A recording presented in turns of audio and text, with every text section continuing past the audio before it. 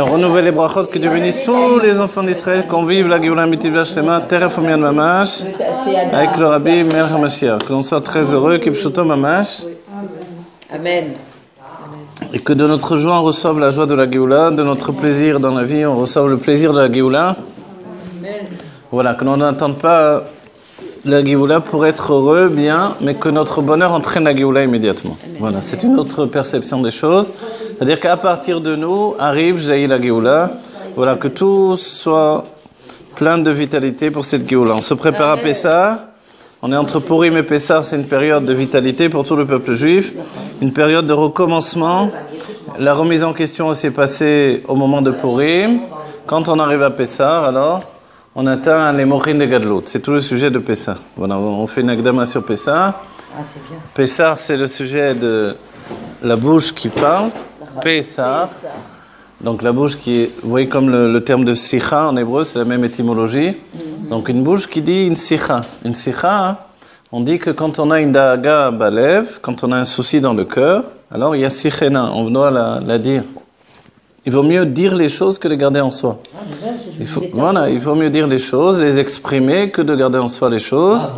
Et ça, c'est une bonne chose, même quand les choses ne sont pas toujours les plus sympathiques, mais entendez. Même quand les choses ne sont pas les plus sympathiques, il faut les transmettre. Et la transmission, elle est importante. Voilà.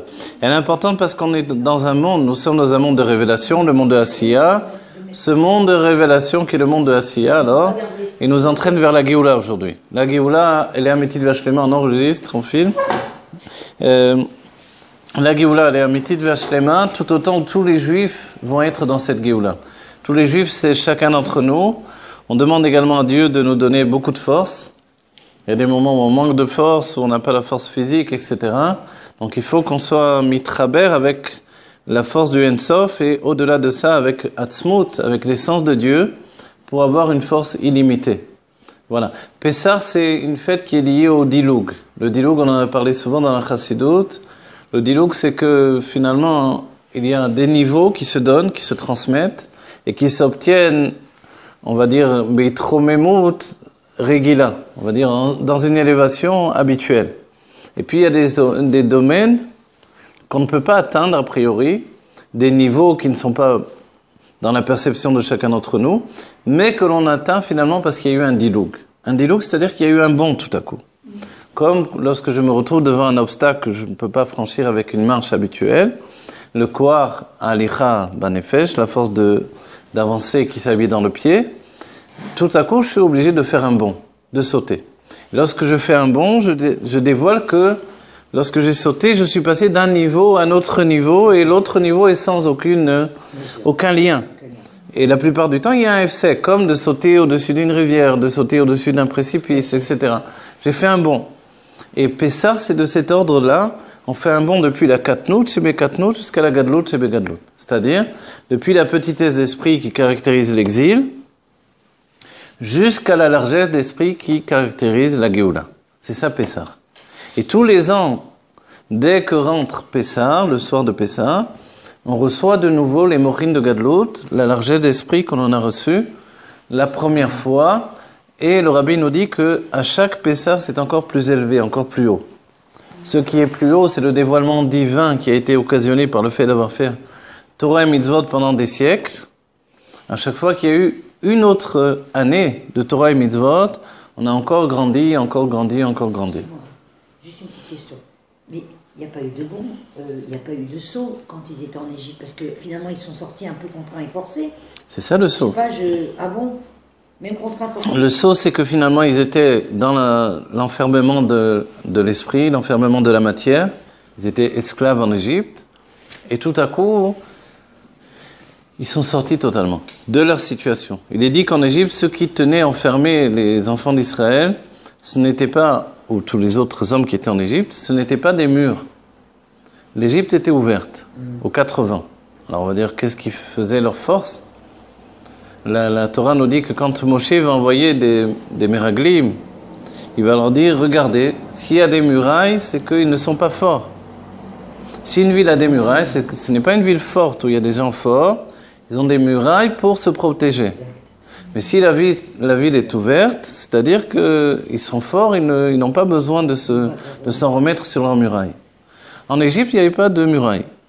C'était un domaine très large, très vaste, et c'était un immense jardin merveilleux. Alors, qu'est-ce qui faisait que les gens étaient prisonniers en Égypte? C'était des forces spirituelles, extrêmement puissantes, qui empêchaient les hommes de sortir. De la sorcellerie. Bah oui, c'était des sorciers. On a dit qu'un Voilà. chien ne peut pas sortir d'Égypte. Voilà. Personne ne pouvait se libérer d'Égypte.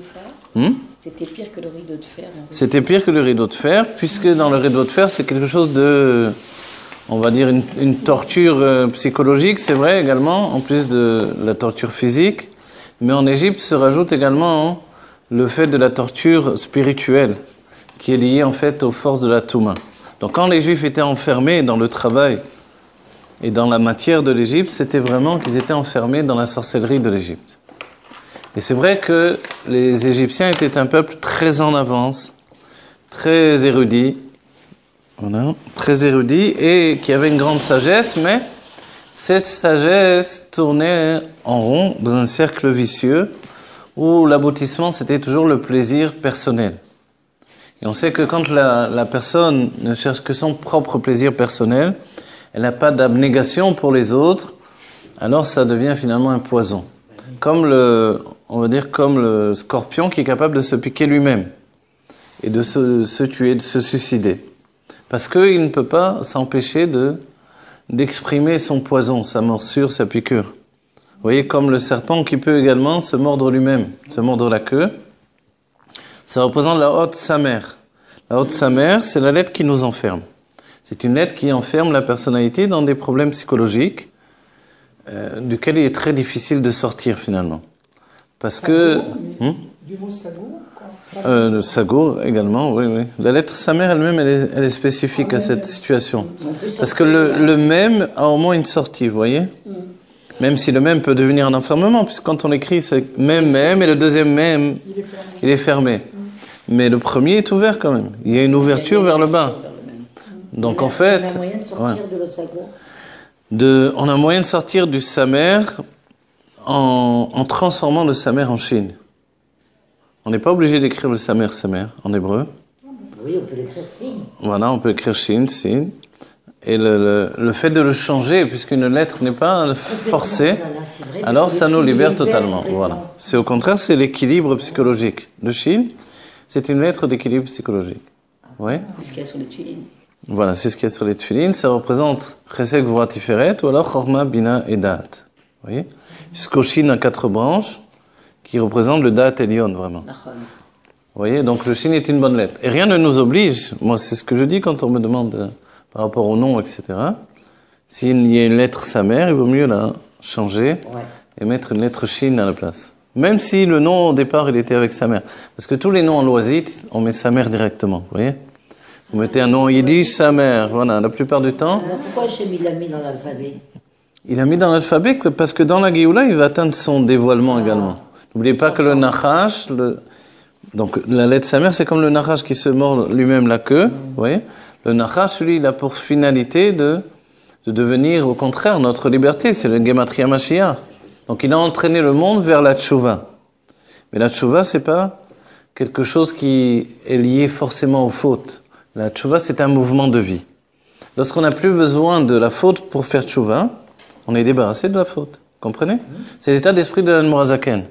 L'Admorazaken nous dit, la faute ne vient que révéler l'endroit où l'on se trouve, à proximité de la chute. Si de la faute, j'ai accédé à la tchouva, maintenant je dois comprendre que je ne dois jamais m'arrêter de faire tchouva. Vous voyez? C'est un mouvement de vie. La tchouva, le Baal Shem Tov, a donné ce mouvement de vie à la Chassidut comme un commencement. L'Admorazaken voulait que les Chassidim s'appellent les Baalei Tchouva, non pas les Chassidim. Donc en fait, ce mouvement de vie de la tchouva, c'est de sortir toujours de ses limites.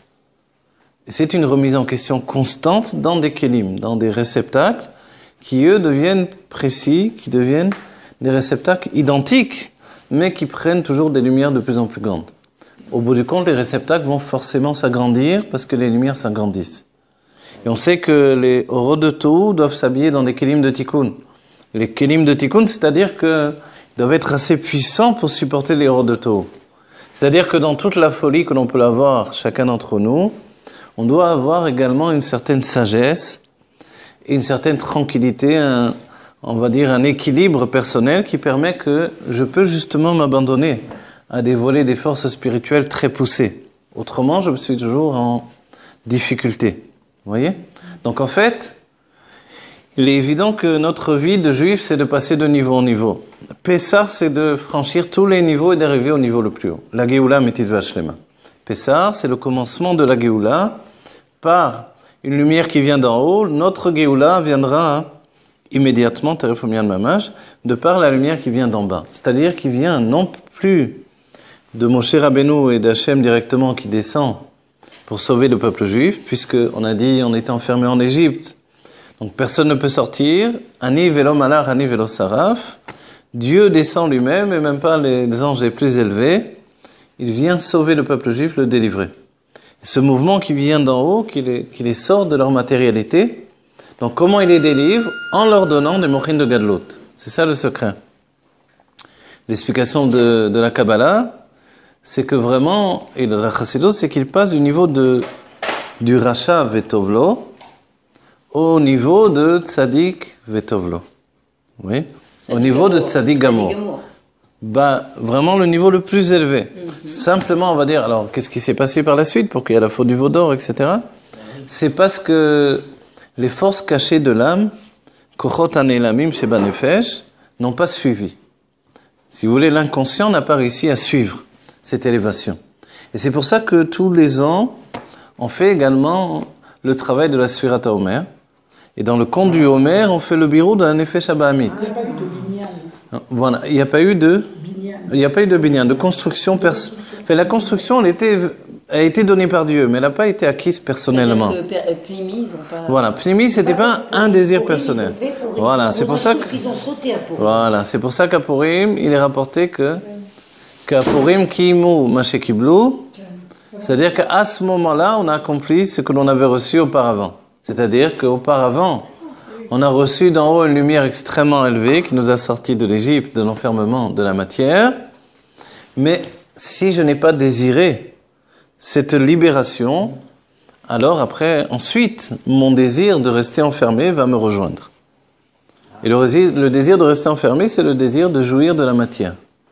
Ben, en réalité, c'est un petit peu la situation qu'on connaît aujourd'hui. Hein. C'est la situation que l'on connaît depuis toujours en réalité. Ça s'est jamais arrêté, mais les choses ont changé. Qu'est-ce qui a changé?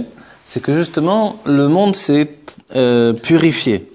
Il a expliqué qu'après le déluge a purifié le monde. Alors il y a pu avoir l'arc-en-ciel. Vous vous rappelez, le Rabbi nous dit que l'arc-en-ciel, est-ce qu'il a été, c'est une question, est-ce qu'il a été créé à partir du moment où Dieu a montré à Noah l'arc-en-ciel, pour lui signifier que maintenant il y avait ce pacte entre lui et Noah et le monde, pour ne plus donner le déluge, ou est-ce qu'il a été créé comme toute chose au début du monde?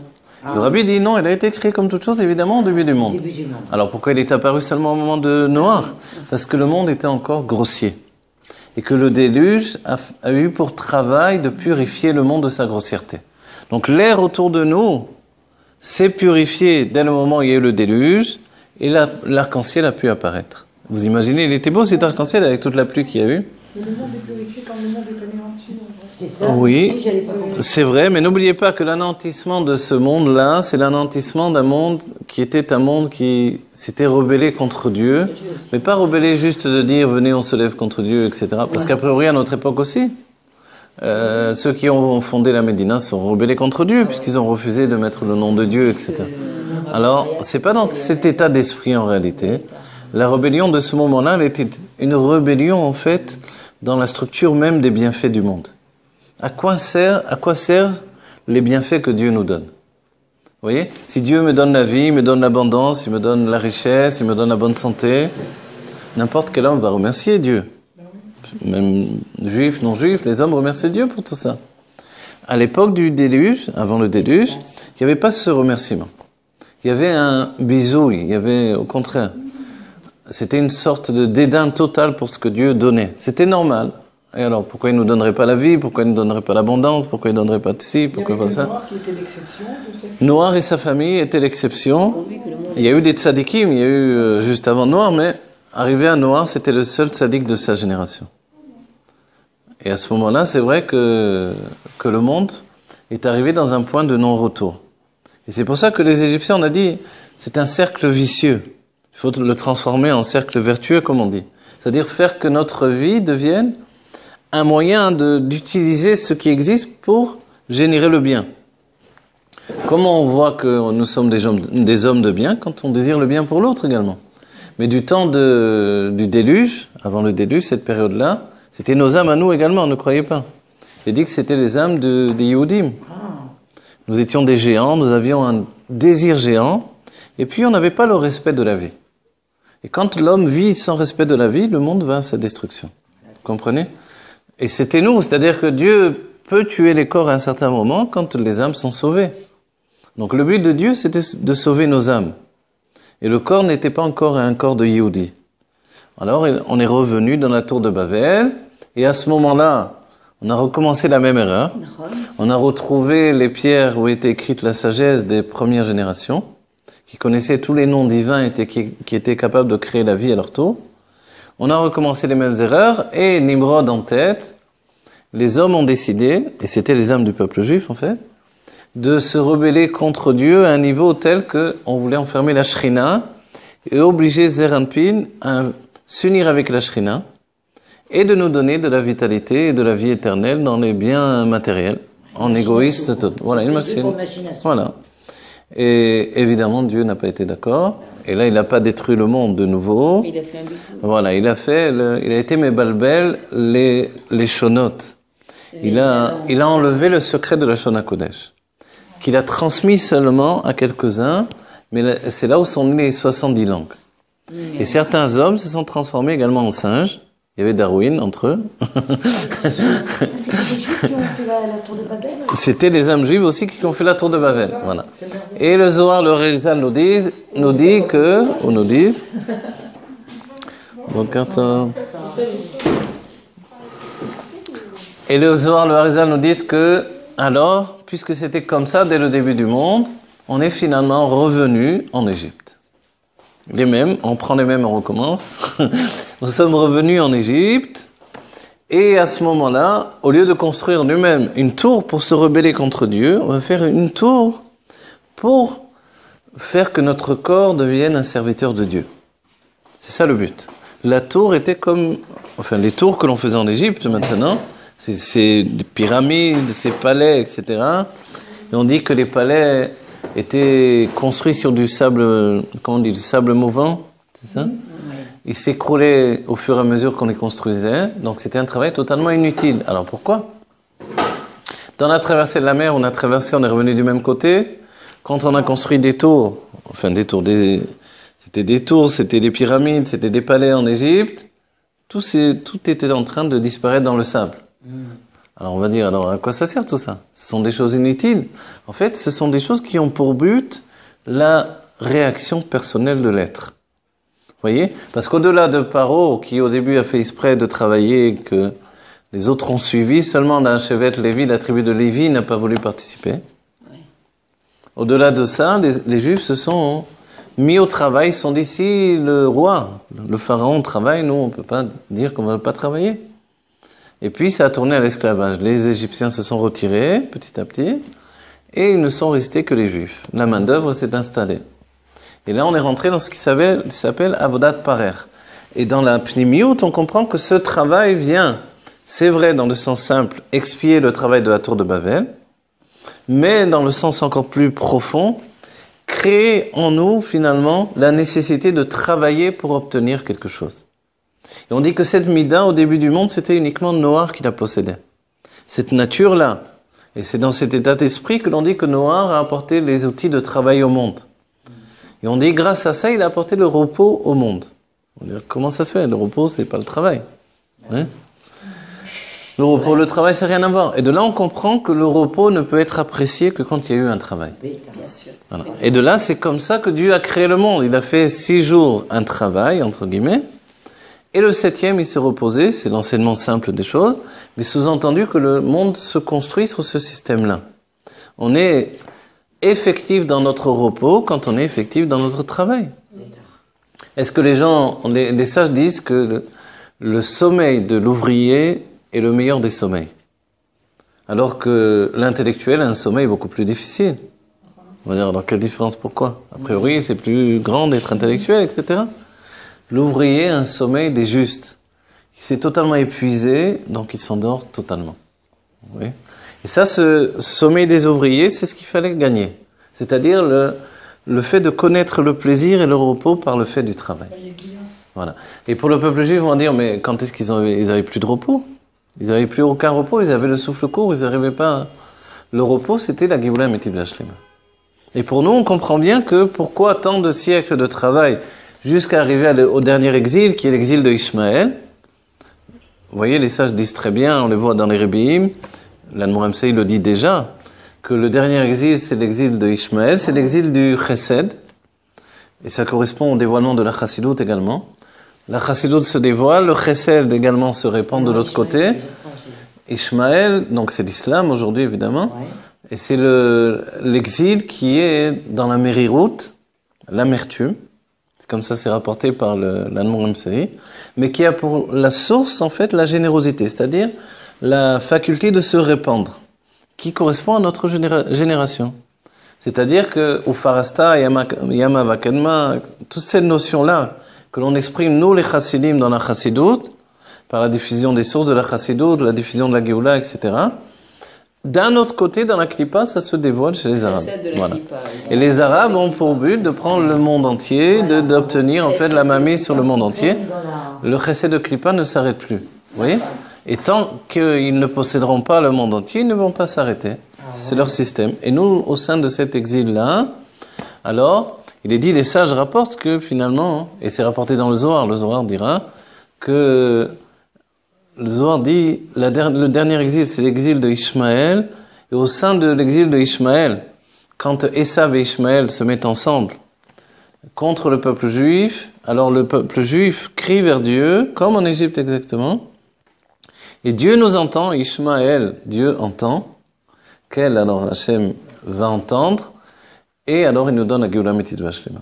Donc aujourd'hui déjà, il ne faut pas attendre que les choses s'enveniment et s'empirent, parce que il suffit de regarder un peu les informations pour se dire que ça va mal. Voilà. Donc si on attend qu'ils aient tout le monde... mais ils sont déjà infiltrés de partout. Combien d'années pour que la France devienne arabe, franchement? Combien d'années l'Allemagne? Combien d'années? C'est quelques années, c'est tout, c'est fini. Oui, c'est quelques années, c'est tout. C'est-à-dire, on est arrivé au stade où c'est parti pour... Mais dans tous les voilà. Et c'est le dernier exil, l'exil de Ishmaël. Et en même temps, ce qui est intéressant, l'Admor Amsei le rapportera par rapport au nigunim, aux mélodies. Il dit que l'exil de Ishmaël, c'est un exil dans l'amertume. Ce sont des chants d'amertume. Et il dit que pourtant, vous voyez, quand on entend les Arabes, voilà, quand on entend ces chants d'amertume, etc., ces chants-là, finalement, qui peuvent faire peur en pleine nuit, tout à coup on entend les muséums, les trucs, je sais pas comment ça s'appelle. Hein. Muséum, c'est pas la même chose. Ça s'appelle les muséums, leurs trucs, là, quand ils chantent la nuit, là. Hein? Les médecins, ouais. La Wakba, là, quand ils nous saoulent avec leurs trucs, là. Allez, à Jérusalem, vous allez voir. Vous savez que le Ben Ishra est possède que quand est-ce qu'on sait l'heure du Netz, par exemple, quand eux, ils chantent. C'est l'heure du quoi? L'heure du Netz Achama, quand le lever du jour, c'est quand on les entend chanter. Et ça correspond. À Jérusalem, vous avez le bruit de la prière, pour ceux qui vont prier au Netz, si vous avez déjà été au Kotel, à ce moment-là, et tout à coup, il y a un immense silence, et on entend les Arabes. C'est marrant qu'ils chantent avant nous, la vérité. Hein? C'est marrant qu'ils chantent avant nous. Ils chantent exactement au même moment du Netz. Au même moment. Et le Ben Ishra, il dit, si on veut savoir l'heure du Netz, c'est qu'on n'arrive pas nous-mêmes à la fixer, on écoute exactement chez eux. Alors c'est marrant de voir une similitude. Cette similitude, elle est que, voilà, il y a à la base, c'est comme des cousins qui se dirigent pour expurger en fait le chesed dans le mauvais côté. Donc excusez-moi, donc quand les Arabes se parpillent dans le monde entier, si vous voulez, c'est à la mesure de toute la racidoute qui est... Exactement. Plus on s'étale, plus il s'étale. Plus on s'étale, plus il s'étale. Ça a l'air faux, mais c'est comme ça. Oui. C'est la Léomadze. C'est les Léomadze du chesed. Le chesed, voilà. Le chesed, c'est l'expression, vous voyez, qui se répand. Et là-bas, c'est l'expression qui se répand, mais dans la clipa. Leur but, c'est d'étouffer le monde. Le but, c'est d'étouffer le monde sous leur tutelle, sous leur esprit étriqué, de Mourine de Katnout. Tandis que nous, ouais. Non, parce que eux, ils vont quand même continuer maintenant qu'ils sont lancés, et nous, on va être totalement désarmés. On n'a pas le droit d'arrêter. Donc c'est nous qui avons qui... Non, c'est pas nous, mais disons que en même temps, les choses se font en même temps. C'est les Mouadzé, c'est toujours comme ça. En même temps que je grandis en moi, le bien qui est en moi, la Nefesh Abamid se renforce en même temps. Bien sûr. Oui, c'est pour ça on peut s'étonner quelquefois de dire, mince, elle est toujours là, celle-là. Je croyais que j'étais devenu une espèce de tzaddik. Comment ça se fait, les tzaddik que je suis, tout à coup, je m'énerve, je suis en colère, j'en ai marre, je suis... Tout ce n'est que pareil. Alors, mais en fait, elle grandit même en mesure quelquefois. Mais, n'oubliez jamais que quand vous êtes choqué vous-même par votre colère, par votre... Alors, c'est très bien. Ah bon, on n'est pas dit tout à l'heure. Alors, je vous le dis maintenant. Alors ça, c'est très bien parce que ça vous permet de stopper les choses. Voilà. C'est-à-dire, en réalité, c'est l'âme animale elle-même qui est choquée. L'âme animale se choque aussi bien que l'âme divine, mais ce qu'elle aime, elle, c'est la vitalité. Elle n'aime pas le quotidien malgré ce qu'on pense. Elle a peur de briser le quotidien dans le fait que le quotidien lui fournit une énergie suffisante. Mais évidemment, si on l'entraîne dans une aventure qui va la transformer de l'intérieur, lui donner une otzma, comme on dit en hébreu, une grande passion de vivre, elle est la première à partir. Mais elle aussi, elle a peur. Et la peur, ça génère chez elle, finalement, une vitalité qu'elle aime. Bon, finalement, c'est bien de se... Bon, en vérité, au bout de tout, il faut réagir, il faut exprimer. Parce qu'on rentre dans une routine et puis... Voilà, il faut exprimer. Si vous parlez par rapport au couple, c'est pas normal qu'on lève jamais la voix. Je me rappelle, quelqu'un m'avait dit que j'avais entendu cette histoire. Un jeune couple, tout à coup, la jeune femme voulait divorcer. Alors ses parents lui ont demandé qu'est-ce qui se passe, etc., etc. Elle a dit mais il a levé la main, il a levé la voix. On s'est disputé. Alors j'ai compris qu'il fallait divorcer. Et la mère elle a dit mais pourquoi vous divorcez parce que vous disputez? Elle a dit mais vous êtes jamais disputé? Elle avait jamais vu ses parents se disputer.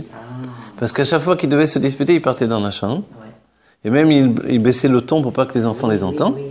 Si bien que la fille, pour elle en tout cas, s'était intégrée qu'un couple, ça se dispute jamais. Et la première dispute, alors elle a cru que ça y est, c'était un cas de divorce. Oui. Donc c'est-à-dire qu'il n'y a jamais rien de mauvais totalement et rien de bon totalement. Vous voyez ? C'est-à-dire que les êtres humains sont des êtres humains. On croit que la perfection, elle est d'être linéaire. C'est faux. La perfection, c'est d'être en haut, en bas, de monter, descendre, d'être dans... Tout le temps, c'est monter, descendre. Le juif l'exprime chaque jour, et le rabbi nous le dit, tous les rabbins nous le disent. La vie d'un juif, c'est vaillé rêve, vaillé boker. Des fois, ça va bien, des fois, ça va moins bien. Quand ça va moins bien, en fait, c'est ces moments où on a des oraux de Tohu qui sont en train de travailler en nous. Et ces oraux de Tohu, ces lumières du Tohu qui apportent une shvira, elles sont également une matière pour se recommencer. Donc, en fait... je ne dois pas m'affoler. C'est vrai que quand on s'affole, on se met en danger soi-même. On croit que ça va pas, c'est la fin du monde, etc. Mais non. Il vaut mieux des couples qui discutent, quitte à se disputer un peu, oui, mais qui ont des échanges, que des couples qui n'ont pas d'échanges. Voilà, quand il n'y a plus d'échanges, c'est fini. C'est fini, alors là, c'est fini. Et c'est pour ça qu'il faut des échanges, il faut établir des paroles, c'est vrai qu'on n'aime pas avoir des critiques de l'un, de l'autre, les réflexions continues, etc. Et dans les moments de tension, il y a des réflexions. Dans les moments de tension, on ne peut pas s'empêcher de faire des réflexions. La femme, dans les moments de tension, c'est une mitraillette à réflexion. On lui dit qu'il faut, mais ce qu'il faut, mais voilà, il faut, exactement, il faut apprendre à trouver la réflexion utile. Celle qui n'est pas utile, il faut essayer de la limiter, de l'empêcher, petit à petit. Voilà. C'est-à-dire qu'il faut se raffiner au bout du compte. D'accord ? Mais c'est vrai que l'une des caractéristiques de la femme, c'est qu'elle s'affole beaucoup plus que l'homme. Vous voyez ? C'est pour ça que d'habitude, on dit que la femme est dans les sentiments, alors que l'homme est dans l'intellect. Quand on étudie plus profondément, on s'aperçoit que c'est pas exactement comme ça. L'homme n'est pas du tout dans l'intellect. Et la femme est beaucoup moins dans les sentiments que ce qu'on a pensé. En fait, elle est dans la bina, vous vous rappelez? Mais la bina a une base qui s'appelle la hitpa'alot. Ce sont des sentiments, mais intellectuels. C'est-à-dire que la bina a ce qui s'appelle ces notions de hitpa'alot, d'émerveillement et d'étonnement et de... Donc elle s'affole. Pour les enfants, c'est la grande... Elle s'inquiète tout le temps, elle s'affole, etc. Et l'homme est plus tranquille. L'homme, sa tranquillité, c'est pour lui une guérison de tout ce qui est l'affolement de la femme. Qui sont super excités, les femmes, elles sont calmes, elles sont calmes. Alors ça, c'est un jeu dans les kélim, vous voyez? C'est-à-dire que je peux vous montrer des couples, dès que la femme qui est surexcitée, elle se calme, l'homme, il devient surexcité. Ah ouais, tout à fait. C'est toujours des vases communicants. Tout à fait. Oui, mais alors il n'y a pas de note, c'est-à-dire il n'y a pas de... À la base, la hitpa'alot, elle est du côté féminin. Vous avez qu'à voir. Demandez à un mari de raconter à une femme ce qu'il a écouté, ce qu'il a entendu. Zéro. Zéro. Il est incapable de rapporter des détails et de vous dire... Hein? Non, de ce que lui, il a vu. Il a été à un cours, il a vu ainsi. Il est incapable et ça l'intéresse pas en vérité. Ouais. Parce qu'il a une vision globale de la chose et voilà, ça va. Ouais. Et c'était bien, qu'est-ce que tu veux que je te dise? On a un truc comme ça, quoi. Et la femme est capable de raconter dans des détails, etc. Voilà. Ouais. Jusqu'à au moment où elle n'est pas encore partie, et voir, si elle est voir, je sais pas, n'importe quoi, écouter un cours. Alors je suis descendu, j'ai appelé au téléphone, on s'est rencontrés. Lui, il n'a pas besoin d'entendre tout ça. Il était bien le cours, il était pas bien. Alors attends, le cours, avant qu'elle arrive et qu'elle raconte, finalement l'homme il est déjà... Il a déjà plié bagage, depuis longtemps il n'écoute plus rien. Donc en fait c'est deux natures différentes, ok? Mais quand la femme n'est pas bina, c'est l'homme qui devient bina. Et c'est assez étrange, mais il faut qu'il y ait toujours chorma et bina dans un couple. C'est l'un ou l'autre. Vous voyez?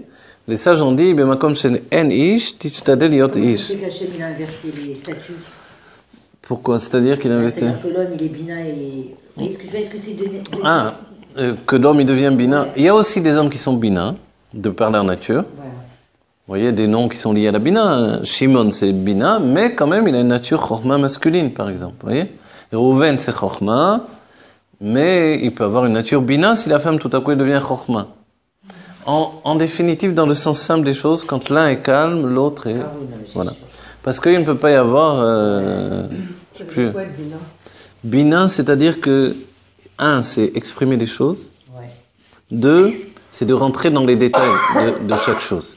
Et de rentrer dans les détails, ça donne naissance également à la gvura. La gvura, c'est ce qui va donner naissance à la crainte, les soucis, et également l'inquiétude, évidemment, et les nerfs qui montent, quoi. Vous voyez? Donc, on voit des hommes qui sont comme ça. Vous êtes d'accord? Beaucoup d'hommes sont comme ça également. Beaucoup d'hommes sont emportés, etc. Alors, à ce moment-là, ils sont passés du côté gauche.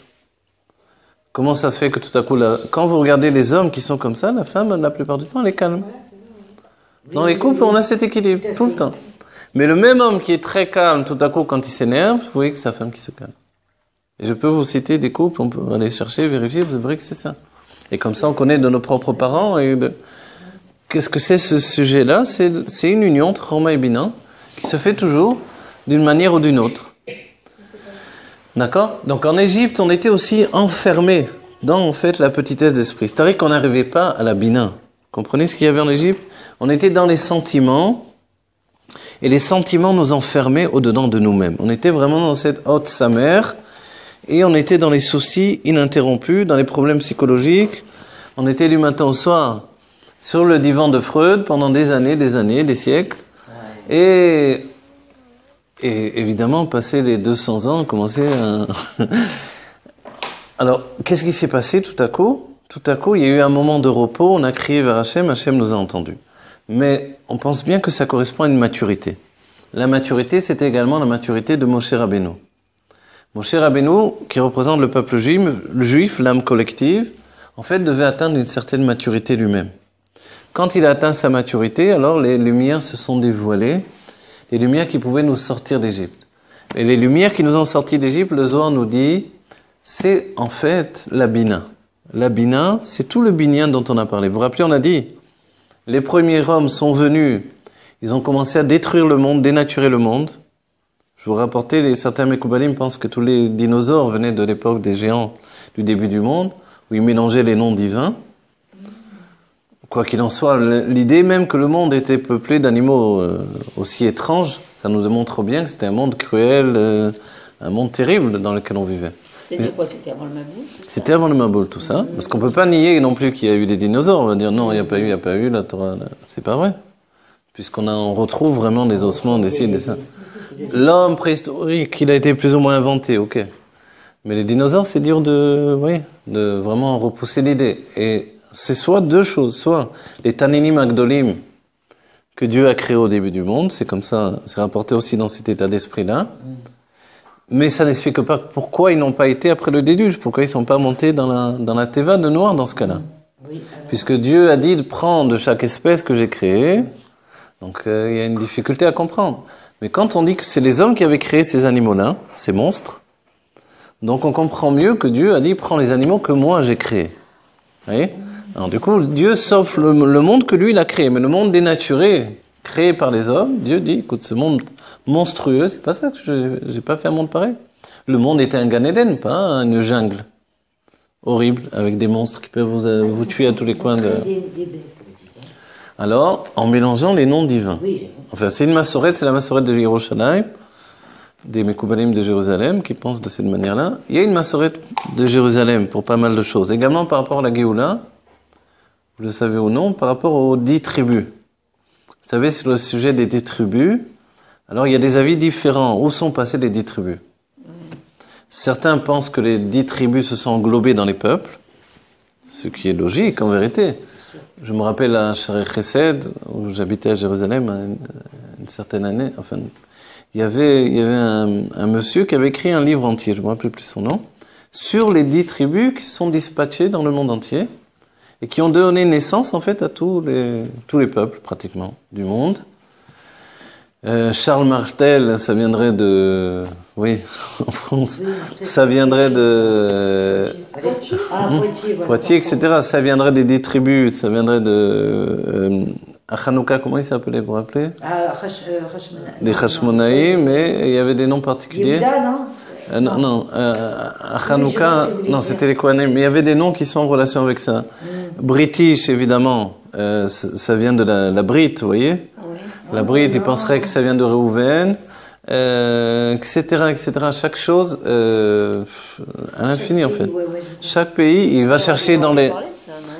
Et il va chercher dans les drapeaux des pays, dans les sites, et là. Finalement, dans son livre, on voit que les 10 tribus sont dans le monde entier. C'est une chita, c'est un avis, et il se base également sur le Rashi, sur des idées-là. Ok. Il y a d'autres avis, donc la massorette, la tradition de Yerushalayim, qui est transmise par les anciens. Je l'ai entendu moi au Shtibler de Moussaïov. Vous connaissez ce Shtibler? D'habitude, les Shtiblers, c'est Ashkenaz. Il y a aussi quelques Shtiblers Sfarad. Shtibler, c'est-à-dire un endroit de prière où les prières sont ininterrompues, vous voyez? Il y avait un rav qui faisait, on lui avait demandé une bracha, un vieux rav Sfarad, il bénissait que tu habites jamais en face d'un Shtibler. Pourquoi? Parce que alors le Shtibler il fait que tu arrives quand tu veux et tu as toujours des minyanim, donc tu te casses pas la tête d'avoir un seder que tu vas telle heure à la prière, ouais. Donc c'était ça sa bracha lui, que tu as une prière fixe, etc. Quoi qu'il en soit, là-bas au Shtibler, les anciens rapportaient, les anciens Sfaradim qui se transmettent ça, que les 10 tribus sont parties, mais vers les Sambation. C'est ce que dit Rabbi. Mais vers les Sambation, de l'autre côté du Sambation, c'est-à-dire, alors où on place le Sambation maintenant, on demande c'est où ça? Le fleuve de Sambation, c'est a priori, vous voyez la chaîne de l'Himalaya, elle est immense cette chaîne de l'Himalaya, elle va d'un côté il y a le Tibet, l'autre côté c'est les Indes, etc. Voilà. Donc, du côté de cette chaîne de l'Himalaya, là, il y a le fleuve du Sambation. C'est là-bas où on cherche l'abominable homme des neiges, si vous voulez. Et on dit que là-bas se sont cachées les 10 tribus. Oui, c'est ce que dit. Voilà. Et que, en fait, ce sont des géants. Ils sont restés géants. Ils sont restés géants. Ouais, jusqu'à présent, ils sont restés géants. Physiquement, en fait, ils ont trouvé tout je sais pas, c'est une tribu qui continue à quand même à garder certains. D'accord. La mitzvah, A priori, voilà, mais a priori, c'est pas cette idée-là. Après, c'est vrai qu'on trouve au Japon, aussi, au là, etc., des tas de, effectivement, ou en Afrique. Mais en dehors de ça, il y a la tradition, elle est dit que non, ce sont vraiment des tribus qui sont restées là-bas, et que au moment des guerres du Mashiach, c'est pas le peuple juif qui va faire les guerres du Mashiach. Il y aura des petites guerres à faire, une guérilla, sans doute, pour en terminer avec le mal absolu, quoique le mal va disparaître avec la lumière, mais il y aura un travail, peut-être un désir de détruire le mal soi-même. On dit que le peuple juif va pas se salir les mains, que ce sont les 10 tribus qui vont venir faire ces guerres-là. Et aussi, on dit qu'avec les 10 tribus se trouve également le peuple de Moshe. Vous connaissez le peuple de Moshe? C'est quoi il y a là-bas? Alors, on a passé par Parashat Tetzavé, vous vous rappelez? Ouais. Quand Parashat Tetzavé, elle n'est pas Kasséder, c'est pas dans l'ordre, mais normalement, elle devrait être après Parashat Kitissa, où Dieu a dit, pousse-toi Moshe, c'est une façon de parler, je vais détruire ce peuple-là. Et Moshe dit non, détruis-moi, moi. Voilà. Efface-moi de ton livre. Efface-moi de ton livre pour Moshe, ça veut dire de tout, quoi. Efface-moi. Je préfère ne plus exister, mais garde le peuple juif. Et Dieu, alors, indique que dans ce cas-là, etc. Bon, le nom de Moshe a été effacé, le nom de Dieu également dans la paracha, mais les sages nous disent que quand Hachem a dit, je vais faire un autre peuple, je vais faire de toi un autre peuple. C'est ça l'idée. Oui. On dit que puisque Dieu a parlé et que tout a été créé à partir de la parole, ce peuple a existé. Je croyais qu'il disait je ferai de toi un autre peuple. Quand il a dit cette possibilité, n'oubliez pas chez Hachem, une hachara, hein, c'est déjà effectif. Voilà. Voilà. Puisque finalement la création des mondes, c'est pas plus que ça. Et une grande partie, c'est que la pensée. Et ce peuple, d'après pas mal de Mefarshim, il a existé. Alors on va dire où il est passé ce peuple alors? Ce sont des géants grands comme Moshe qui faisaient 5 mètres, 7 mètres de haut. Ils sont partis vers Sambatyon avec les tribus également. Et les 10 tribus. Voilà, c'est une massorette de Yerushalayim. Voilà. Donc dans la Géoula, on va avoir...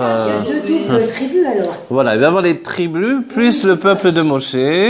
Alors ils se cachent dans les neiges éternelles là-bas, etc., dans les montagnes. Mais c'est un domaine qui est immense, c'est certain que... Qui sont...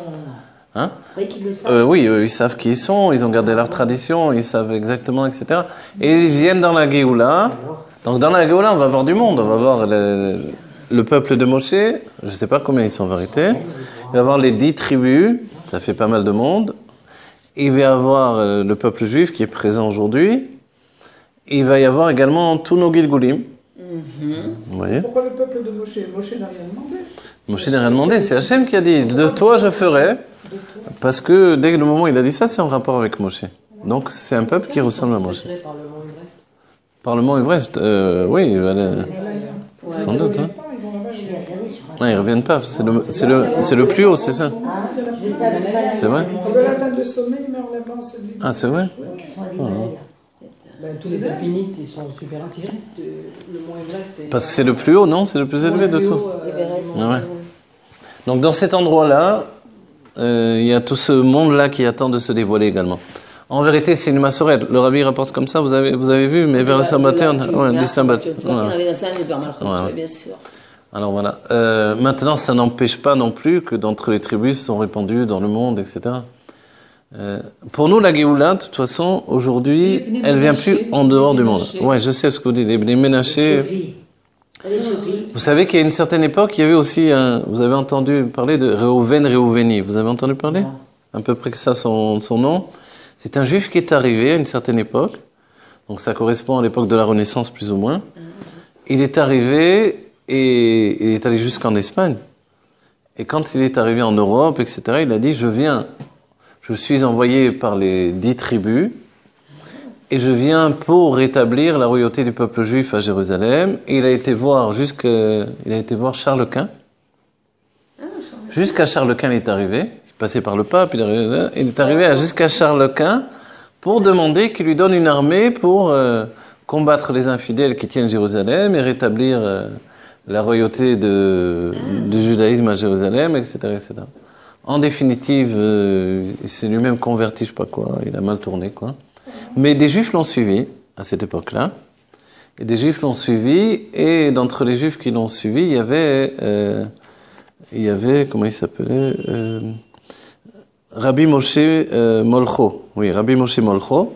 C'était un juif, quand il est passé en Espagne, Rabbi Moshe Molcho, c'était un juif, un marin d'Espagne. Et quand il a entendu cet homme-là, etc., il a réalisé tout son judaïsme, et puis il a fait lui-même sa propre Brit Mila. Et il a commencé à étudier, etc., à faire tchouva. Il a suivi de partout. Et finalement, il est arrivé à un niveau où il est devenu un érudit tout seul. Et jusqu'au moment où, quand il y a eu l'affaire de ce Réuveni là, alors on lui a demandé de se convertir ou de mourir. Et lui, il a préféré mourir. Oui, bah oui. Voilà. Il m'a manqué du Jachia. Voilà. Et c'est de lui qu'on dit que... Il a fait même des névoites. Il a annoncé, Rabbi Moshe Molcho, il avait même annoncé un tremblement de terre à Rome qui s'est passé exactement comme il a annoncé. Il avait atteint un niveau de roi Kodesh très très poussé, tout seul par son travail personnel. C'est extraordinaire. Et c'est de lui qu'on dit que quand Rabbi Yosef Karo a entendu, puisque Rabbi Yosef Karo il vient aussi d'Espagne, vous voyez, à Tzfat c'était le noyau des Juifs d'Espagne. Quand il a entendu qu'il est parti Bekidush Hashem comme ça, il a pleuré, il a dit pourquoi moi j'ai pas le droit à ça. Alors le rabbi il a tout voilà. là-dessus. Voilà. Il dit, Et le rabbi dit que voilà, à cause d'une olive en plus qu'il avait mangée, voilà. Oui, à la place, voilà. À la place, il a écrit le Shulchan Aruch, mais c'est vrai que l'écriture du Shulchan Aruch, c'est moins élevé que ça. C'est moins élevé qu'il est mort. Voilà. Le moins élevé, Yerida d'Etzrer Alia, pour nous, on a eu le Shulchan Aruch, et jusqu'à aujourd'hui, même si on a le Shulchan Aruch de Ran Morazaken, on étudie quand même le Shulchan Aruch de Rabbi Yosef Karo. Donc en fait, les histoires bougent, le monde bouge. Dans le monde ashkénaze, toutes ces histoires sont entraînées une crainte. Après, il y a eu Shabbat Haitzvi, après, il y a eu, je sais plus trop qui, voilà. Ça a entraîné une crainte du Mashiach et de la Géoula. Alors, ça, c'est bien avant. Mais vous savez que, du coup, les Ashkénazes ont enlevé dans le Kaddish Mekarev Meshiche, vous voyez? Chez les Litaïm. Voilà, chez les Lituaniens, mais dans le monde Ashkénaze en général. Je me rappelle de ça. Et les Chassidim l'ont rétabli, les Sfaradim l'ont gardé. Oui, mais à cause de Shabbat Haitzvi, à cause du fait que tous ceux qui l'ont suivi ont très mal tourné, sont morts, sont noyés dans la mer, etc. Et les a fait rentrer dans la mer avec l'idée que la mer allait s'ouvrir et au contraire se sont noyés. Avant l'arrivée du Baal Shem Tov.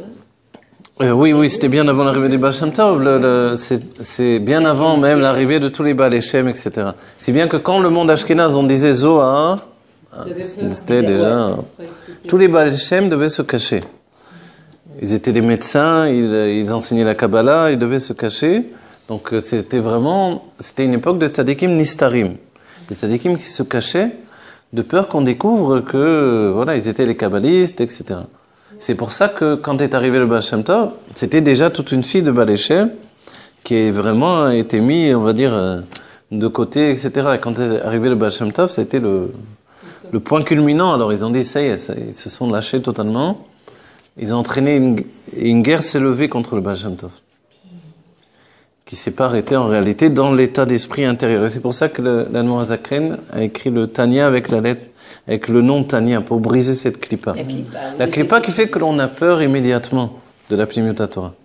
Pourquoi? Parce que la Pnimiut HaTorah a un seul but, l'intériorité de la Torah, nous entraîner vers la Géoula. Et sans la Géoula, notre monde, en vérité, il a pas de sens. Il n'a pas de sens, Bertha. Notre vie n'a pas de sens, voilà. Notre espoir ne peut pas être nourri de la réalité. L'âme du juif ne peut pas se nourrir uniquement de la réalité ou même d'un bonheur de réalité. Et même si on n'aurait pas de problème d'argent, même si tout irait bien dans la santé, même si tout irait bien dans le meilleur des mondes, on serait quand même insatisfait. C'est ce que dit le rabbi dans le Maratat de Tzava. Il dit la personne qui est dans la largesse, elle est de toute façon médicale, parce qu'on ne voit pas Mashiach. Exactement. Donc la seule chose qui nous donne de tenir même encore une seconde, c'est d'être actif pour entraîner la Géoula. Et c'est ce que le rabbi nous a transmis. La transmission du rabbi, ça a été d'être en action. C'est ce qui définit même la décision d'être un rabbinique par rapport à l'esprit du rabbi. C'est ça, de rentrer en action pour la Géoula. Donc ne plus vivre uniquement pour soi et de rentrer dans un mouvement d'éveil constant vers la Géoula. Ce qui entraîne un éveil à l'intérieur de notre vie. Vous savez, moi je le vois maintenant, ce Shabbat j'étais à Jérusalem pour un Shabbat Kolo Mashiach. Il y avait le Rav Aziza de Tel Aviv. mais donc j'ai eu l'occasion de parler aux hommes. Et quand on parle du fait que la Géoula doit venir de la maison, de l'intérieur de notre maison, de notre vie, du couple, des enfants, ça fait une révolution chez les hommes. C'est pas l'état d'esprit habituel des hommes, sachez. Les hommes, même les hommes de Torah, sont en éveil quand ils entendent ça, le fait que l'homme a une obligation de donner le plaisir dans sa maison et que ça alors c'est vraiment quelque chose de nouveau, même pour les rabbanim, etc. Et en fait, pour nous, dans nos cours, on en est habitué à parler de ça, mais c'est une nouveauté dans le monde masculin.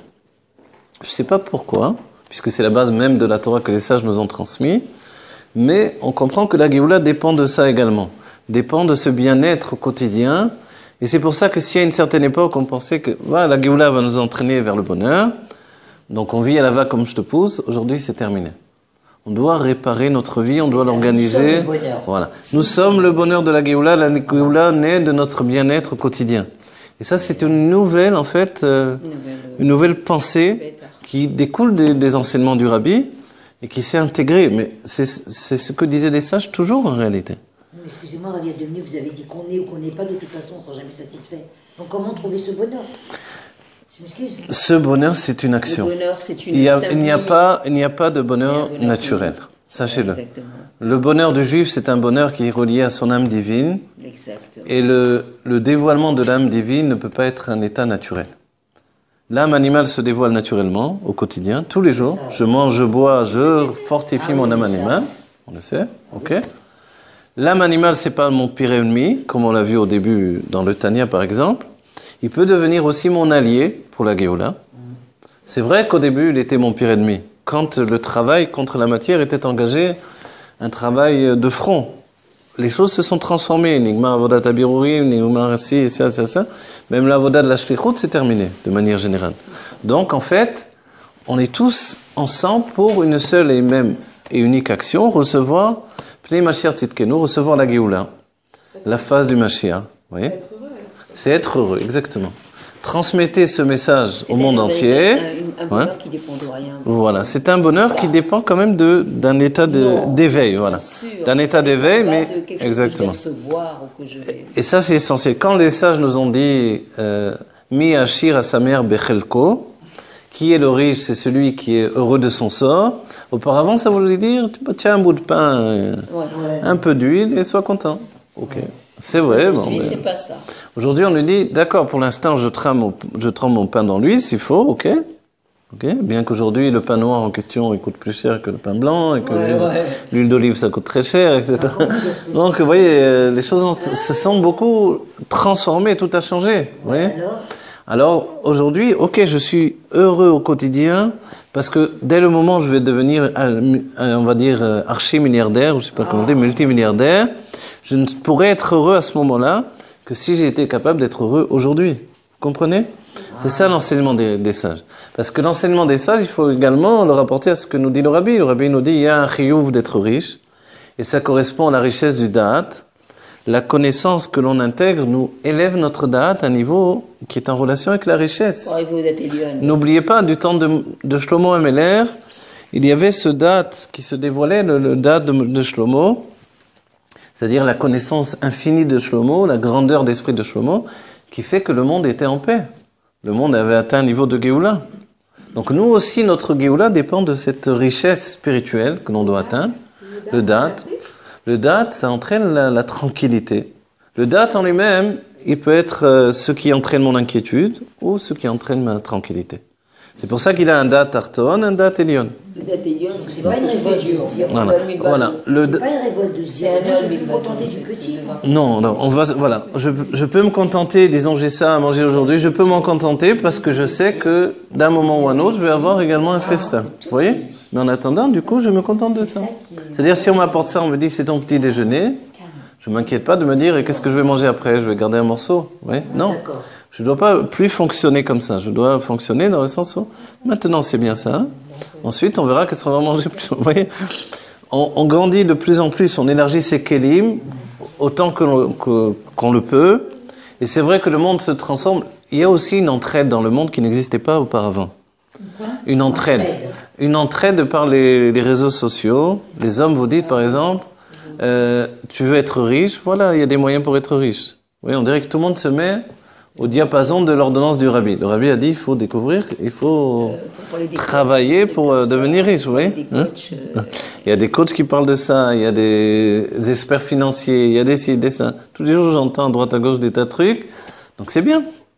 Les gens ont décidé, ils vous disent, ou vous êtes d'un côté du monde où vous êtes pauvre, vous subissez, ou alors vous prenez les choses en main. Voilà. Et c'est vrai que le rabbi a donné une phrase.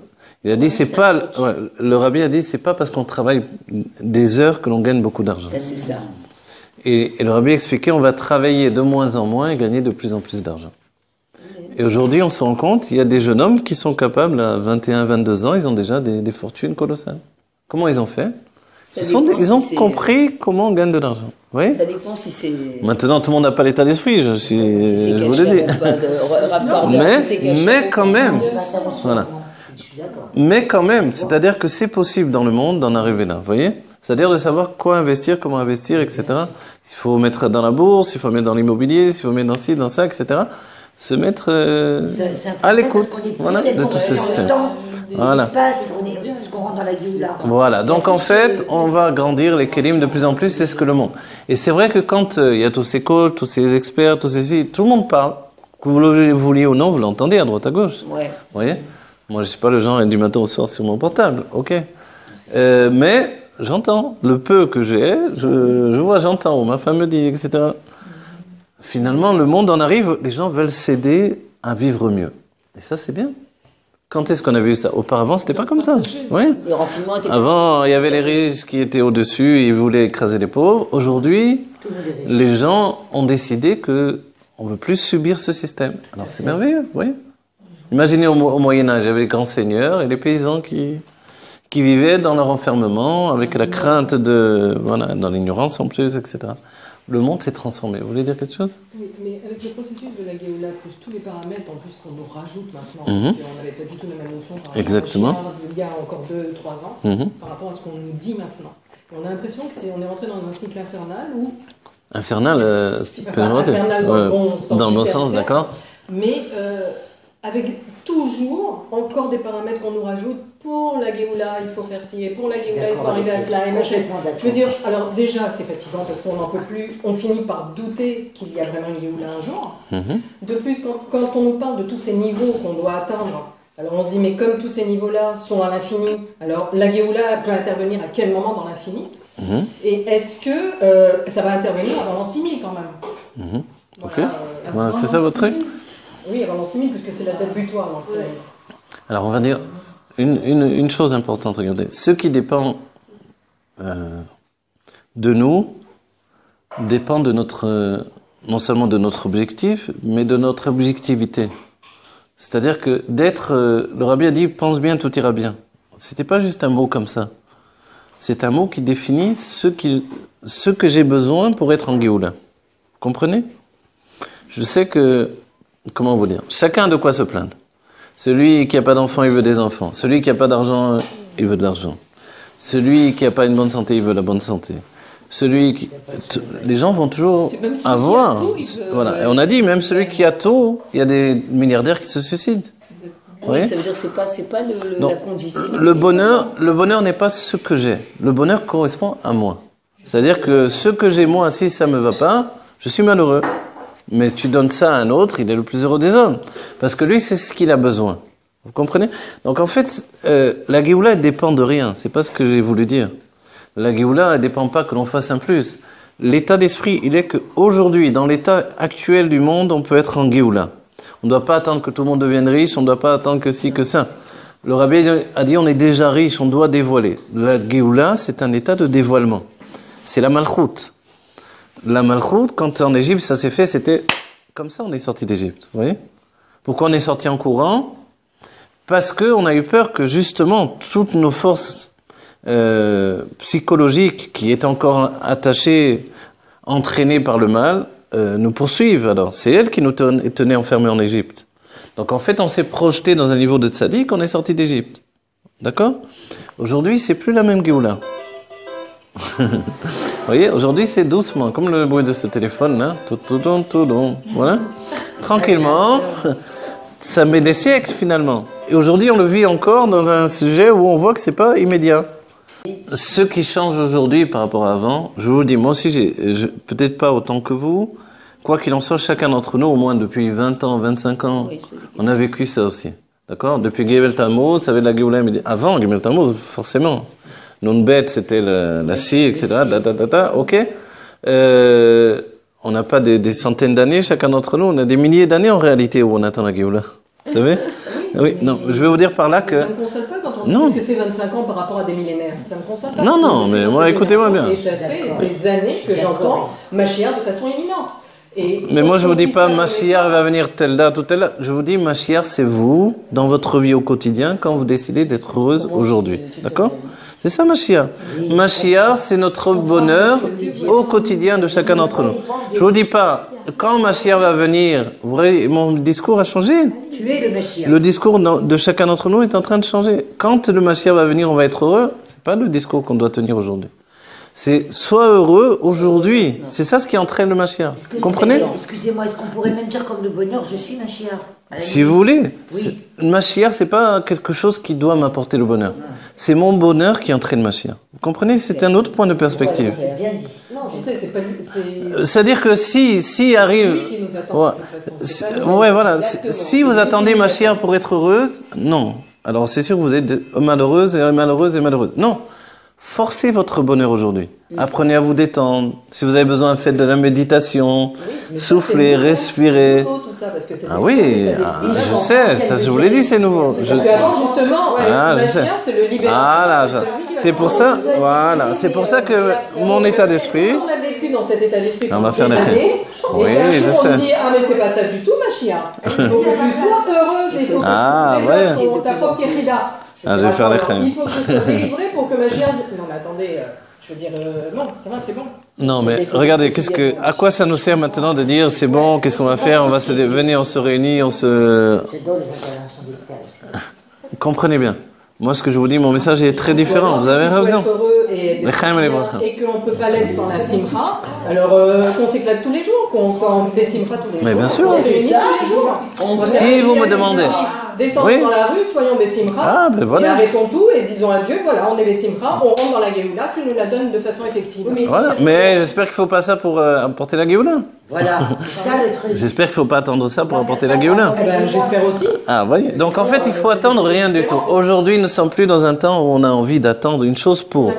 Mais je ne veux pas attendre la Géoula pour être heureux, je veux être heureux pour avoir la Géoula, à partir de ma Géoula à moi.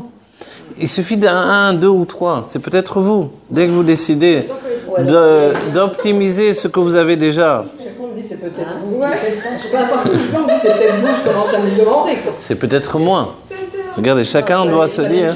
Voilà, ça peut être. Mais l'un d'entre nous va déclencher.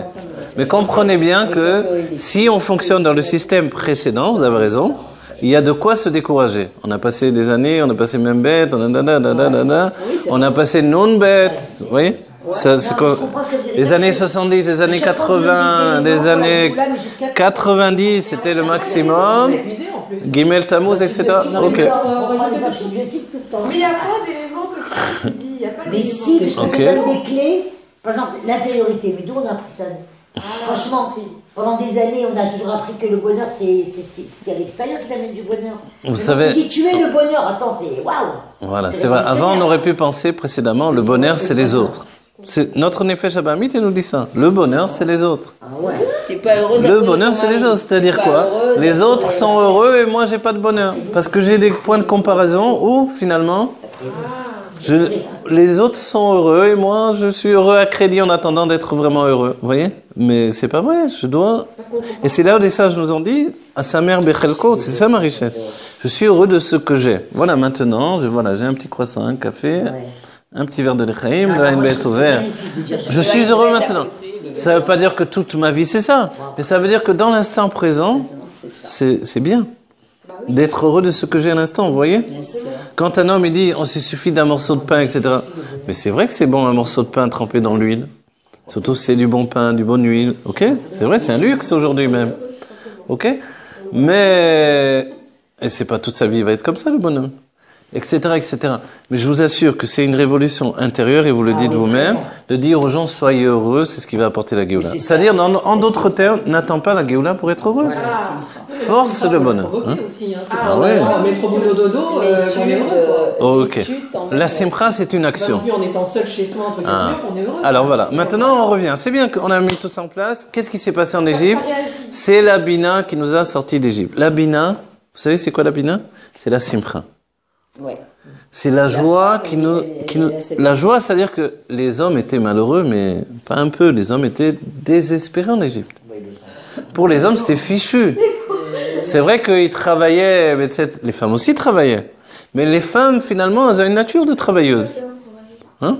Les femmes travaillent, c'est naturel pour une femme de travailler, d'être toujours en action. Un homme, vous le mettez à travailler du matin au soir, du soir au matin, etc.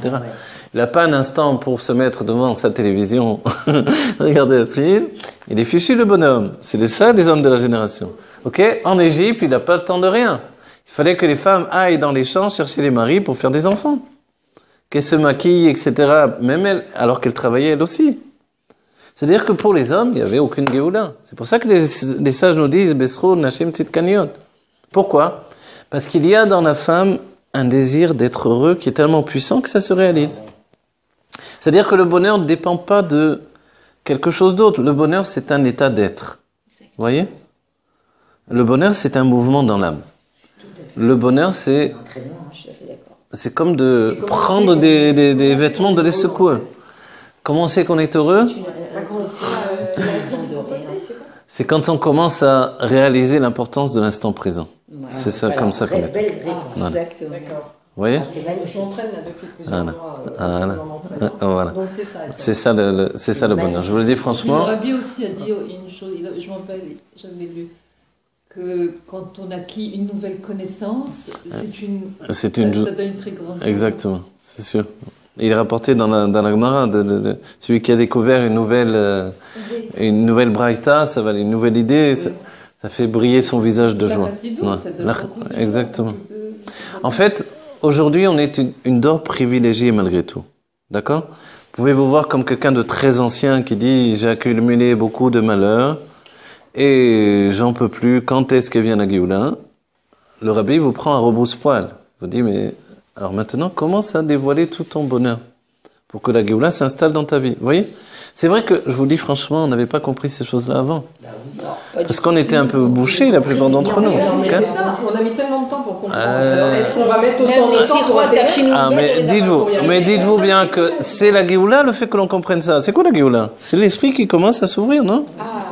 Notre esprit a commencé à s'ouvrir. Moi, je vous dis franchement, j'ai beau eu des années d'études, et seulement dans les dernières années, je commence à saisir les choses les plus simples que je n'avais pas compris avant. Et plus avec nous, c'est votre esprit s'est ouvert. Voilà, c'est vrai également. Ouvert, et c'est vrai, les 3 dernières années, les choses les plus simples commencent à devenir un état d'être. Parce que aussi, on a une transformation en nous. On découvre que par l'étude, on peut entraîner notre Géoula. Forcément, du coup, notre vie a une obligation de se transformer. Mais on se rend compte que le bonheur, c'est notre vie elle-même qui doit devenir le bonheur. Mais je vous dis pas que c'est facile, c'est une action. Donc, au quotidien, le stress du quotidien, c'est ce qui peut entraîner la panique qui chasse le bonheur. Exactement. Vous voyez? La fatigue, la faim, regardez un enfant, on est comme les enfants. Moi, je suis comme un enfant, je vois. L'enfant, dès qu'il est fatigué, dès qu'il a faim, ça y est, le monde s'écroule, quoi. Oui, c'est vrai. Il est capable de pleurer des heures pour s'il vous explose la tête, voilà. Donc, il est en shvirat hakelim total.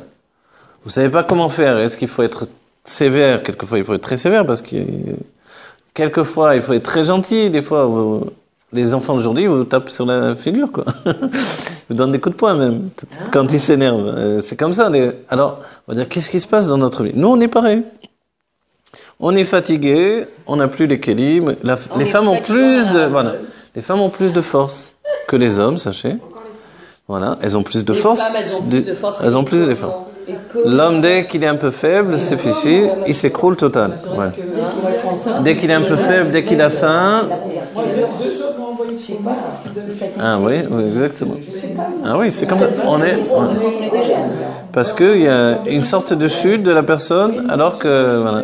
La femme, elle a beaucoup de Je sais pas si ça vient du Wararat. C'est la Gvura, c'est le côté du Kli qui a une force beaucoup plus grande que le Kli dehors. Que la lumière. Que la lumière elle-même, ouais. Le réceptacle a plus de force que la lumière elle-même. Donc en fait... voilà. Exactement. Je suis le bonheur, ça veut dire s'entraîner à dire que nous sommes le bonheur et qu'on ne dépend de rien. Voilà. Pour arriver à ça, il faut vivre l'instant présent. C'est voilà, exactement. Votre sens. Exactement. Oui, mais voilà. Mi Ashir Asamer Bechelko, c'est une condition pour recevoir plus en réalité. C'est ça l'idée. Le thermomètre, c'est comment je vis cet instant-là. Voilà. C'est ça qui va me dire est-ce que je suis le bonheur. On va dire c'est les axiomes de vie, de Géoula que le Baal Shem Tov nous a donné dès le début. On reçoit encore une claque sur la tête. Alors pour nous élever de niveau, mais parce qu'à chaque fois on puise. Imaginez qu'à notre époque... On s'élève, mais on a l'impression que ça ne s'arrête jamais. Mais c'est vrai ce qu'elle dit. Mais ça ne va jamais s'arrêter de s'élever en vérité vers la Géoula. On va pas s'arrêter non plus dans le bien. C'est-à-dire qu'aujourd'hui, n'oubliez pas, on prépare la Géoula. Vous voulez une Géoula infinie, non? Vous ne voulez pas une Géoula qui va se terminer. Donc, ce qui se passe dans notre vie, c'est infini. L'infini vit au quotidien. Le grand problème aujourd'hui, c'est pas, je sais pas moi, que le peuple un tel et un tel, on s'en fiche entre nous. C'est que ma vie, elle a un sens. Voilà. Et après, je peux m'intéresser à ce qui se passe dans le monde également. Mais d'abord, c'est ma vie qui prime, non? Parce que pour l'autre aussi, c'est sa vie qui prime. Ouais.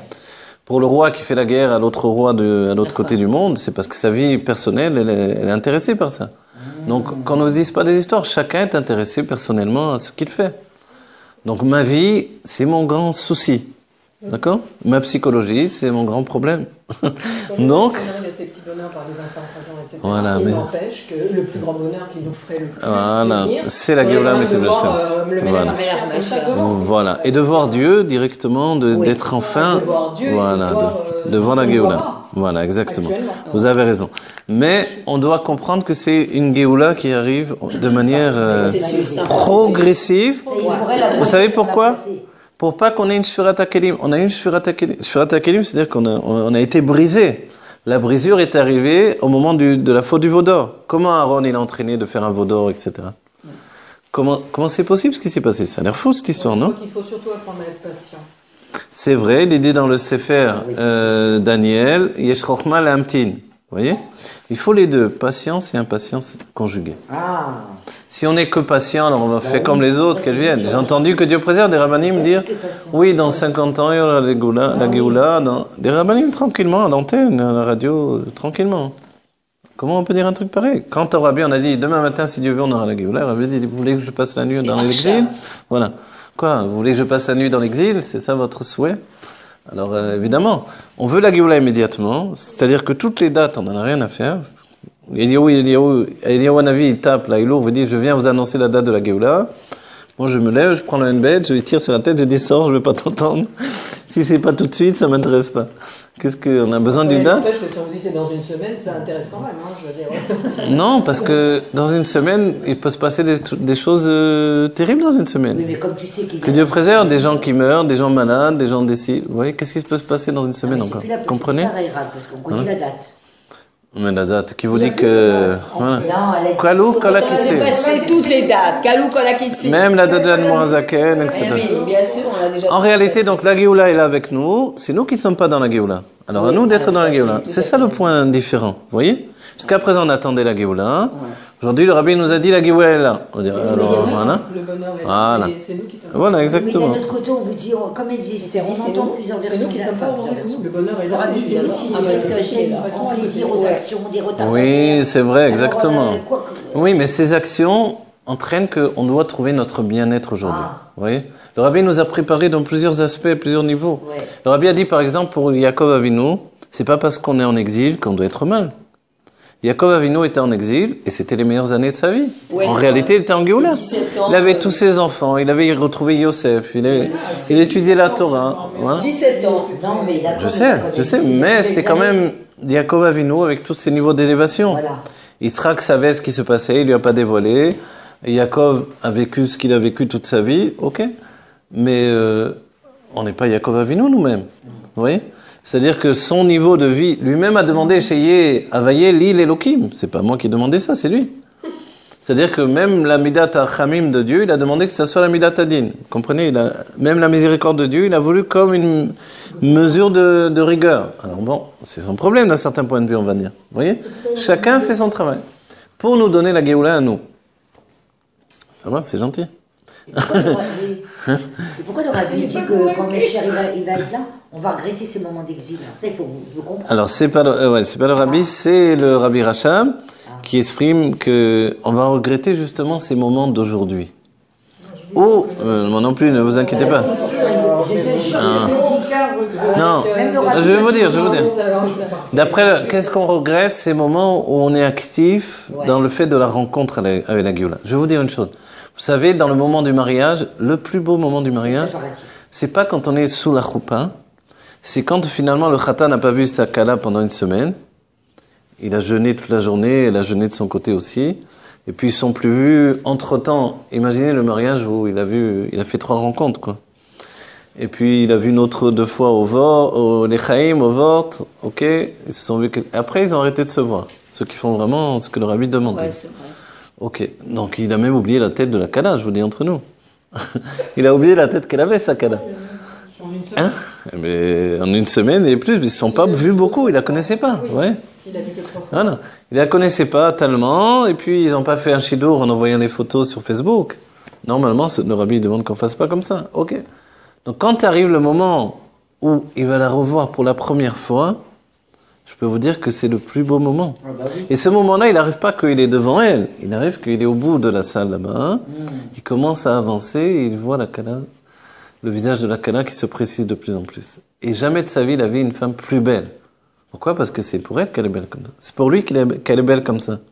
Et ce moment-là, en fait, où il s'approche d'elle, ce sont des yichudim, des unifications, des âmes qui sont en train de s'unir. Et nous, on est en train de vivre ça aujourd'hui. La Géoula est comparable à un mariage, exactement, voilà. Donc on est en train de s'avancer à chaque instant. Donc c'est plus fort que... Voilà, et on dit vite, on va être déjà dans la maison installée, etc. Mais attends, voilà. On arrive, voilà. Maintenant je dis pas, attends la Géoula, évidemment. Je veux dire par là que profitons de ces moments-là. On est en train de découvrir chaque jour un peu plus la Géoula, on est en train de s'approcher, on est en train de générer un bonheur au quotidien dans notre vie. Vous comprenez? Très belle image. Mais ça n'empêche pas qu'on veut la vivre immédiatement. Mais ce que l'on reçoit aujourd'hui, vous croyez que le rabbi y est pour rien?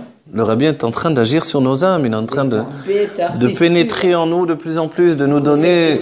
Hein? Ouais, c'est sûr. Alors, voilà. Le rabbi, chacun d'entre nous, chacun a son histoire. Et chacun peut se dire, le rabbi a changé ma vie. Ok, chacun, on est obligé, chacun de nous dire que le rabbi a changé notre vie. Est-ce que vous croyez qu'il a arrêté de changer notre vie? Il continue chaque jour et chaque jour et chaque jour. Chaque jour, il continue, chaque jour, il nous apporte encore plus de bracha, plus de bénédiction, plus de conscience de la Géoula, plus de compréhension. Mais ça, c'est parce qu'on a des lumières très grandes qui apportent quelquefois des surat kelim. Après, on ressoule les kelim, on se remet en place. Vous savez hier, je l'ai expliqué dans le cours en hébreu, mais le monde, les kelim de ce monde, ce sont des kelim shvurim au départ. C'est-à-dire que tout ce que l'on mange, tout ce que l'on vit, ce sont des kelim qui sont cassés. On est en train de les recoller chaque jour. Vous comprenez? Même si on a terminé le avoda de la lot les nitzotzot, on ramasse encore les kelim et on est en train de manger ces kelim du monde de Toho. C'est ce qu'on mange. Mais en fait, ils sont cassés au départ. C'est-à-dire que nos sentiments sont toujours cassés, nous aussi. Donc on est en train de se rattacher, se recoller sans arrêt tous les jours. Et à chaque fois, on intègre de nouvelles lumières. Et c'est notre vie qui est en transformation totale et complète. Aujourd'hui, vous comprenez même pas, moi-même, je le saisis pas suffisamment, quel est le bonheur d'avoir arrêté le avoda de Itkafia au quotidien. Itkafia, c'est-à-dire de se soumettre, de dire non, je peux pas manger ce chocolat, sors-moi ça de là. Non, pas ci, pas ça, voilà. J'ai commencé à faire ce travail, bien sûr que oui. Moi, je jeûnais pour un ci, pour un non. Mais... Vous avez jeûné, oui. c'était pas tellement le... je sais, mais quand même, je l'ai fait. Alors, et jusqu'à ce que je voie que le rabbi dit notre corps ne nous appartient pas, etc. Voilà. Il faut pas faire alors j'ai arrêté, corps. voilà. Mais avant, quand je disais juste un peu la shonara, je jeûnais, etc. J'ai travaillé sur moi. J'ai passé des transformations, etc. Vous voyez? Mais ça veut dire que quand on a terminé justement tous ces travaux-là qui sont chitzonim en fait, c'est de la chitzonim c'est superficiel. Mais on a eu besoin de passer par tout ça si vous voulez. Vous voyez? On a eu besoin, mais ça y est, on a terminé. Vous vous rendez pas compte, on a terminé tellement de choses. On a terminé. Qu'est-ce qu'on a terminé? Peut-être si on sait ce qu'on a vraiment. Tout ce qu'on a terminé, ça va commencer à encourager. On a terminé le travail de la diffusion des sources de la Chassidut. Vous voyez? On a terminé le travail des birurim, de séparer des étincelles qui devaient remonter là-haut pour nous donner la Géoula. C'est terminé. On a terminé le travail de la Shlichut. Ouais. Puisque chacun est chaliar aujourd'hui. Ouais. On est tous des émissaires de Dieu et du Rabbi Melech Mashiach. On a terminé, qu'est-ce qu'il y a de terminé encore L'amertume, il y a... Voilà, le travail d'amertume, on le fait plus. On est directement dans la joie. Voilà. C'est pour ça qu'on ne peut pas non plus dire « Ah, quand est-ce qu'il vient Mashiach et tout, j'en ai marre ». On ne peut plus même faire ce travail-là, il ne correspond pas à notre époque. Sinon, on tombe dans la tristesse et ça nous fait chuter dans tout. Donc, on doit toujours être Bessimcha. En fait, on a tout terminé. Et le Rabbi a dit, il reste une seule chose, recevoir la face du Mashiach. Donc, il faut être face à face avec le Mashiach. Et ça, c'est un travail de prise de conscience. Vous voyez? Cette prise de conscience de dire, ma maison, est-ce que c'était une maison de Géoula ou c'est une maison d'exil? Ma vie, c'est une vie d'exil ou une vie... Vous voyez? Le simple fait que la maison soit propre, le simple fait que on écoute des nigonim, on est joyeux, on est ci, on est là. Parce qu'après nous, face à face, si on se après nous, le déluge, non? Il n'y aura plus rien. Après moi, le déluge, voilà. Ah oui. Je ne sais pas quelle heure il est, parce que vous savez l'heure qu'il est? Excusez-moi, il est 12h, il est 1h moins quart. Il est moins quart, il faut que je termine ce cours. Bekitsour, on a tout terminé, sachez-le, on n'attend plus rien, on a tout fait, on est des tzadikim même, on a un mérite qui est au-delà de tout, immense et au-delà de tout. Alors qu'est-ce qu'il ne nous reste plus? Il ne nous reste plus qu'à être heureux immédiatement, vous voyez? Heureux de ce mérite que, voilà, qu'est-ce qu'on attend pour faire la fête, qu'est-ce qu'on attend pour être heureux. On a le mérite d'être la génération du Mashiach. C'est pas extraordinaire ça? Et on a un mérite d'être très attaché au Rabbi. Et ça, c'est incroyable. Et le Rabbi, c'est le sang qui coule dans nos veines. Ah oui. Ah oui, ah oui. Ça devrait nous donner des raisons. C'est la vérité. Okay. Ça, c'est une grande joie. Voilà. Moi, je sais que j'ai une question, je la pose au Rabbi. Je fais Gord Kodesh, le Rabbi me dit. Excusez-moi. Je suis comme vous, j'aime le Rabbi. Ça veut dire que vous devez prendre vos propres décisions. J'aurais été comme ça avec le Rabbi, non? Oui, je sais. Tu vois ce que je veux dire? C'est encore quelque chose d'extérieur à l'attachement au Rabbi. Oui, mais c'est bizarre qu'on a ça. Je suis bien parce que je suis attaché au Rabbi. Ouais. Donc je ne dis pas encore d'un. Non, parce que le Rabbi dévoile ma ptimiout. Le Rabbi vient dévoiler ma ptimiout. De toute façon, sans le Rabbi, c'est la Elokut. Voilà. C'est impossible. C'est le Rabbi qui nous a fait avancer de niveau en niveau, d'atteindre notre élévation, notre perfection. On doit se dire que nous sommes déjà dans cette perfection qui n'existait pas auparavant. Notre perfection, c'est une perfection imparfaite. Oui, avant ça n'existait pas. Ou j'étais parfait, je pouvais affirmer ma perfection, ou alors j'étais imparfait et je devais travailler encore sur moi. Aujourd'hui, on arrête de travailler sur nous, on s'occupe de recevoir la Géoula. C'est pas pareil. Oui, c'est-à-dire on n'attend plus dans un certain point de vue. On reçoit déjà la Géoula aujourd'hui. Donc s'ils vont s'énerver pourquoi? Il faut se dire que parce qu'on n'a pas été trop. Si j'ai chuté, je vais pas me dire mais tu es le dernier, j'ai commencé. C'est pour montrer la tchouva. C'est quoi ce cinéma-là? C'est ce que Dieu dit. Voilà. Tu fautes, tu te lèves, tu marches, c'est fini. Alors, tu es tombé. Oui, mais on ne doit pas s'énerver de Rav, si on doit être si on s'énerve, on doit immédiatement tenir, il n'y a pas lieu de m'énerver, allez, je me reprends, je vais essayer d'arriver à ne plus m'énerver du tout. La prochaine fois, je m'énerve encore. Mais mon énervement, il est moins haut. Après, moins haut et un peu moins haut. Et après, jusqu'à arrêter totalement. Exactement. Voilà. Bon, que Dieu nous bénisse quand on vive la Géoula Amitid Vashlema. Je souhaite que du bonheur à chacun. Amen, amen, voilà. Amen. C'est pas de l'autre côté du monde, c'est notre vie qui est là, qui peut. Tous les fleuves vont s'ouvrir, le fleuve qui nous amène vers la Géoula. On va traverser le fleuve. Le fleuve, c'est ce qui nous sépare de notre propre bonheur. On va rentrer dans notre bonheur, on va se gorger de bonheur et on va vivre immédiatement. Voilà.